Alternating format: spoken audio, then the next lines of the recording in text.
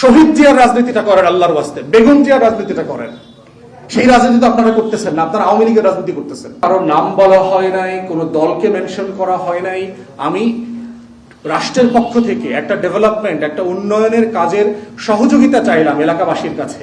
সেইটাকে কেন্দ্র করে যে হেনস্থা ক্রিয়েট করা হচ্ছে, এবং এইটা শুধু আপনারা গতকালকে দৃশ্যমান দেখেছেন, আমি গত 2 মাস থেকে এটা রেগুলার বেসিসে অভিজ্ঞতা শিকার হচ্ছি।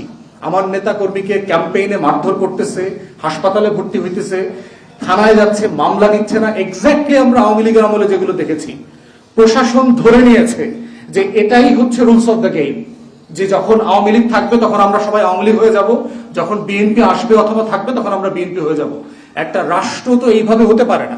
আমরা বিএনপিকে বলছি, আপনাদের একাংশ, খুবই সংক্ষিপ্ত একটা ফ্র্যাকশন একাংশ যে আচরণটা করছে, তাতে প্রত্যেক দিন আপনাদের হাজার হাজার ভোট কমছে। শুধু বাংলাদেশে ন্যূনতম আপনার এই একদিনে 10 লাখ ভোট কমে গেছে সারা বাংলাদেশে।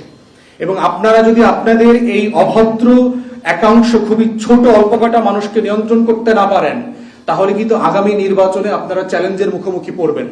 কারণ এই ক্রিমিনালদেরকে নিয়ে কিন্তু আপনাদের ভোট চাইতে যাইতে হবে, যারা এলাকাতে নৌন, সন্ত্রাসী, খুনি, মাদক ব্যবসায়ী, চাঁদাবাজ এবং গুন্ডা, এদেরকে নিয়ে যখন আপনি পলিটিক্যাল ক্যাম্পেইনে যাবেন, তখন এলাকাবাসী কিন্তু 2 বার ভাববে যে নির্বাচিত হবার আগে এরা এই ধরনের গুন্ডা পান্ডা নিয়ে আমাদের সাথে, আমাদেরকে ভয় দেখায়, আমাদেরকে হুমকি দেয়।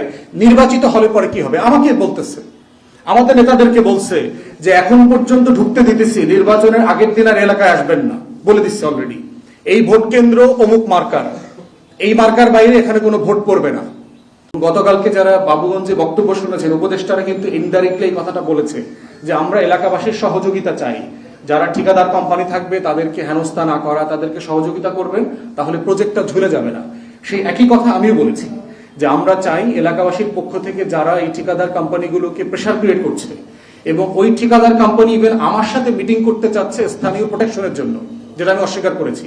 আমি বলছি রাষ্ট্রের প্রোটেকশনের দায়িত্ব একজন নাগরিকটা আমি নিতে পারবো না। আমি আপনার হয়ে কথা বলতে পারবো, আপনার হয়ে আমি প্রশাসনকে বলতে পারবো, আইন শৃঙ্খলা বাহিনীকে বলতে পারবো, দুদককে বলতে পারবো, কিন্তু প্রোটেকশন আপনাদেরকে চাইতে হবে। তাহলে একটা কাজ শুরু করবার আগে এই ঘটনাগুলো বাংলাদেশে কিন্তু নতুন না। পদ্মা সেতু বিখ্যাত ঘটনা, আপনারা জানেন কিভাবে ওয়ার্ল্ড ব্যাংক এই প্রজেক্ট থেকে ব্যাকড্রপ করেছে, এবং অন্যান্য এলাকাতে সেতু নিয়ে যে কাজগুলো হচ্ছে এখন ডেভেলপমেন্ট ওয়ার্কে, এগুলো কমন কাজ। আমরা চাই কেউ না কেউ তো ব্যবসা করবে, কোনো না কোনো ঠিকাদার তো এখানে ইট বালু দেবে, সেটা রেগুলার প্রসেসে হোক, ব্যবসায়িক নিয়মে হোক, সরকারের আইন মেনে হোক। একটা কাজ মাঠে আসার আগেই যদি কোম্পানিগুলোকে অ্যাপ্রোচ করা হয়, তাদেরকে বলা হয় যে ইট আমার কাছ থেকে নিতে হবে, আমি আপনাকে 500 শ্রমিক সাপ্লাই দিব, এই এজেন্সিটা সাবকন্ট্রাক্টটা আমাকে দেবেন, এটা যে কোনো বিদেশি কোম্পানির জন্য মানে খুব পীড়াদায়ক। তাদের জন্য এটা, তারা নিরাপত্তা সংকটে ভোগেন। তো ঠিক সেই কথাগুলোই বলেছি। আপনারা যারা আমার বক্তব্য শুনেছেন, আমি কোনো দল, কোনো ব্যক্তি, কাউকে আমি সেখানে মেনশন করি নাই। কিন্তু তারপরে দেখেন, আমি ফিরে আসার পরে আমার উপরে একদম ভিডিও ফুটেজ দেখেছেন যে আমাকে রীতিমতো ঘুষি মারার চেষ্টা করা হয়েছে। যেটা আমার সহকর্মী এই মেরিন ইঞ্জিনিয়ার সুজন তালুকদার, আমাদের বরিশাল জেলা মহানগর কমিটির যুগ্ম আহ্বায়ক ইঞ্জিনিয়ার রাব্বি, তাদের গায়ে, সদস্য সচিব জেলার, ওনাদের গায়ে কিল ঘুষি লেগেছে, যেটা আমার গায়ে লাগতে পারত। তাহলে প্রশ্ন হচ্ছে যে কারো নাম বলা হয় নাই, কোনো দলকে মেনশন করা হয় নাই।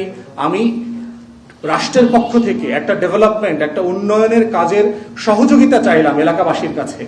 সেইটাকে কেন্দ্র করে যে হেনস্থা ক্রিয়েট করা হচ্ছে, এবং এইটা শুধু আপনারা গতকালকে দৃশ্যমান দেখেছেন, আমি গত 2 মাস থেকে এটা রেগুলার বেসিসে অভিজ্ঞতা শিকার হচ্ছি। আমার নেতা কর্মীকে ক্যাম্পেইনে মারধর করতেছে, হাসপাতালে ভর্তি হইতেছে, থানায় যাচ্ছে, মামলা নিচ্ছে না। এক্স্যাক্টলি আমরা আওয়ামী লীগের আমলে যেগুলো দেখেছি। প্রশাসন ধরে নিয়েছে যে এটাই হচ্ছে রুলস অফ দ্য গেম, যে যখন আওয়ামী লীগ থাকবে তখন আমরা সবাই আওয়ামী লীগ হয়ে যাব, যখন বিএনপি আসবে অথবা থাকবে তখন আমরা বিএনপি হয়ে যাব। একটা রাষ্ট্র তো এইভাবে হতে পারে না। আমি 50টা টিউবওয়েল আনছি আমার এলাকার জন্য, আপনিও 50টা টিউবওয়েল আনেন। আমি প্রায় 100 মতো রাস্তা পাকা করার জন্য তদবির করে পাশ করিয়েছি, আপনিও করেন। আমিও 60-70টা কাঁচা রাস্তায় ইট বসানো, সোলিং বসানোর জন্য চেষ্টা করছি, আপনিও করেন। আমি প্রায় 150 মতো মসজিদ, মাদ্রাসা, মন্দির, শ্মশান ঘাটের জন্য তহবিল এনেছি, আপনারাও করেন। তাহলে আমরা তো এই কম্পিটিশন, মেধার কম্পিটিশন, ন্যায্যতার কম্পিটিশনের পলিটিক্সটা করতে চাই। যে কম্পিটিশনে গেলে সবাই বেনিফিটেড হবে, এলাকা বেনিফিটেড হবে, পুরো জেলা বিভাগ বেনিফিটেড হবে। 6 লেনের রাস্তা করলে ভাই আমার বাড়ি তো ওইখানে না, কিন্তু পুরো জেলা তো বেনিফিটেড হবে। এবং আমরা এখন মিরগঞ্জ সেতুকে নিয়ে ইতিমধ্যে তদবির করছি, সেতুর 2 পার পাকা করে দিয়ে পর্যটন কেন্দ্র করা যায় কিনা। এটা নিয়ে ইতিমধ্যে আমরা মাননীয় উপদেষ্টাদের সাথে কথা বলছি, ইঞ্জিনিয়ারদের সাথে কথা বলছি। তাহলে দেখবেন একই বাজেটে সামান্য 10-20-50 কোটি টাকা হেরফের করলে আপনি এখানে বিশাল পর্যটন কেন্দ্র করতে পারবেন নদীকে ঘিরে। সারা দুনিয়াতে এটা আছে, যারা বাইরে গেছেন, ইউরোপ আমেরিকাতে ইভেন চায়নাতে গেছেন, আপনারা দেখবেন নদীকে কেন্দ্র করে হাঁটার জায়গা, দৌড়ানোর জায়গা, বসার জায়গা, পরিবার নিয়ে পার্কে গিয়ে একটু সময় কাটানোর জায়গা, এবং এটাকে কেন্দ্র করে হাজার হাজার মানুষের জব তৈরি হওয়ার সুযোগ আছে। সেটা নিয়ে আমরা কাজ করছি। তাহলে যাদের জন্য, যে এলাকার জন্য কাজ করছি, সে এলাকাতে বসে রাজনৈতিক পদ পদবি ব্যবহার করা মানুষরা আমাদের সাথে যে আচরণ করছে সেটা খুব দুঃখজনক। প্রশাসনকে ইতিমধ্যে জানিয়েছি যে আপনারা বাংলাদেশের ইতিহাসের সবচেয়ে একটা ব্যর্থ নির্বাচন আপনারা উপহার দেবেন আমাদেরকে। শুধু বরিশালের এক্সাম্পল দিয়ে যদি বলি, ডিসির সামনে গত পরশুদিন কি হয়েছে আপনারা দেখেছেন। বুলাদিন নাজিরপুরে একজন সচিব আসছেন, মাননীয় এলজিআরডি সচিব আসছেন এখানে, তারপরে একজন উপদেষ্টা জুমে অ্যাটেন্ড করেছেন, সেই প্রোগ্রামটা ভণ্ডুল করে দিয়েছেন। একটা তো হচ্ছে রাজনৈতিক দলের আচরণ, যেটা আওয়ামী ফ্যাসিবাদের আমলে আমরা দেখেছি, এবং বিএনপির একাংশের আচরণ ঠিক একই রকম ভাবে নব্য আওয়ামী ফ্যাসিবাদের মতো মনে হচ্ছে।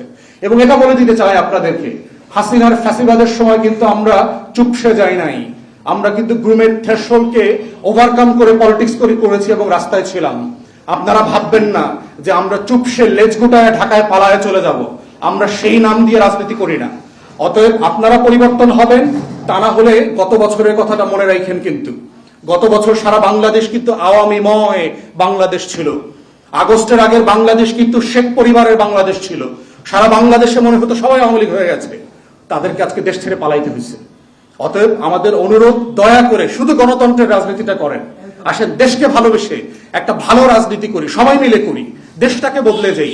শহীদ জিয়ার রাজনীতিটা করেন আল্লাহর ওয়াস্তে, বেগম জিয়ার রাজনীতিটা করেন। সেই রাজনীতি তো আপনারা করতেছেন না, আপনারা আওয়ামী লীগের রাজনীতি করতেছেন।